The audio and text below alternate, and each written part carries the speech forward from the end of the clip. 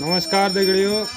आज मैं आपको थोड़ा माता रानी के विशेष उसमें कुछ बताना चाहता हूँ और बाबा जी उसमें सहयोग करेंगे हमारे साथ।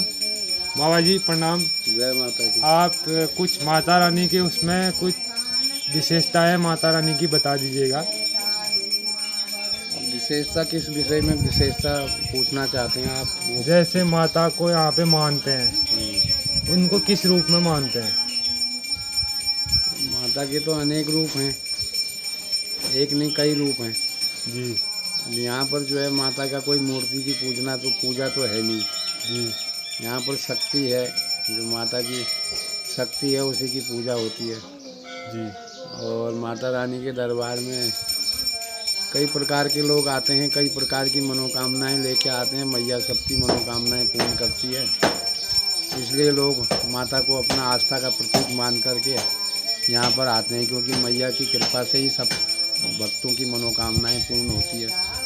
और जो भी इस दरबार में आता है तो वो खाली हाथ नहीं जाता है, कुछ न कुछ उसे प्राप्ति होती है, तभी वो पुनः दोबारा आता है लौट करके। माता रानी की दरबार में जो भी जिस भावना से आता है उसकी वो भावनाएं माता रानी साकार करती है। माँ की कृपा से उसकी भावनाएं फलित होती हैं, तो इसलिए माता के दरबार में एक बार नहीं कई बार आता है।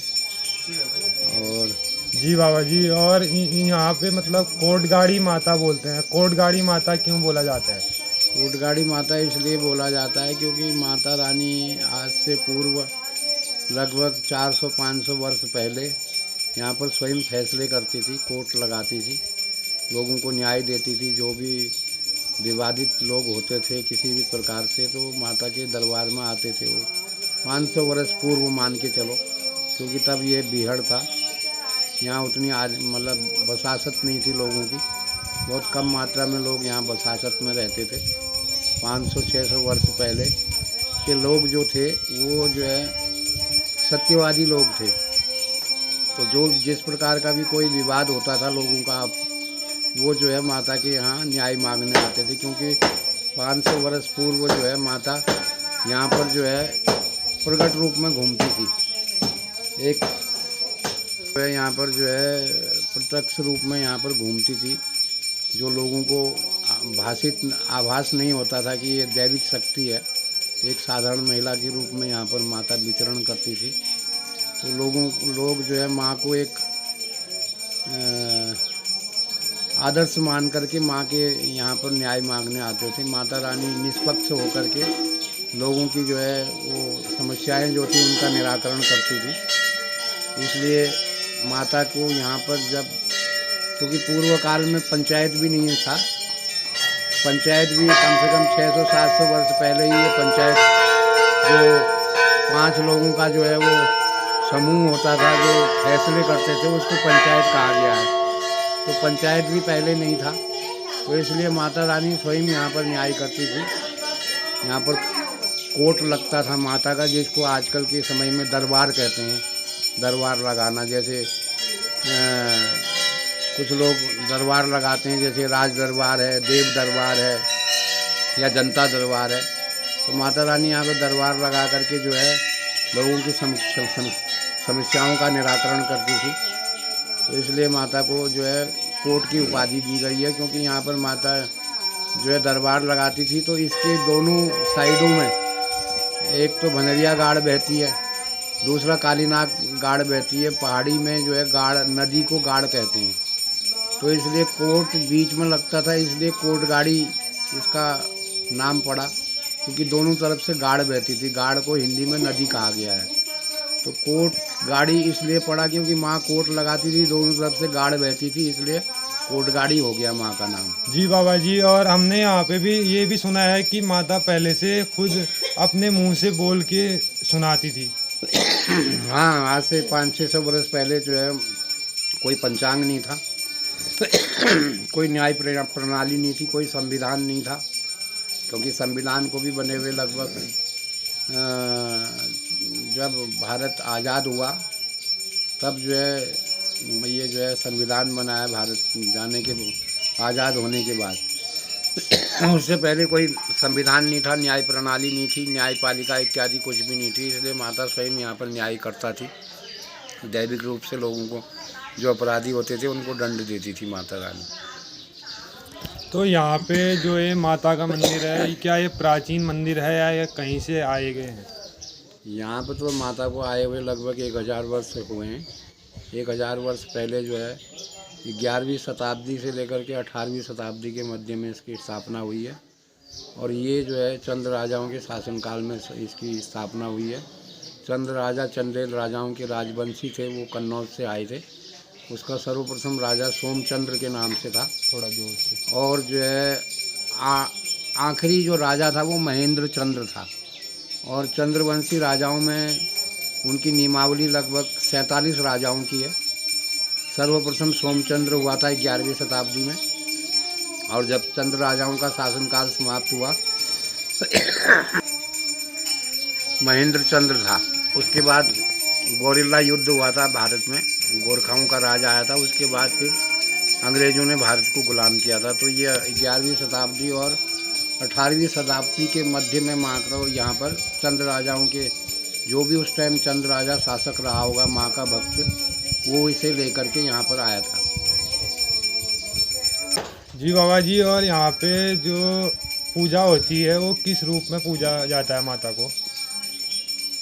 माता को यहाँ पर जो है, माता की जो शक्ति है वो योनि रूप है।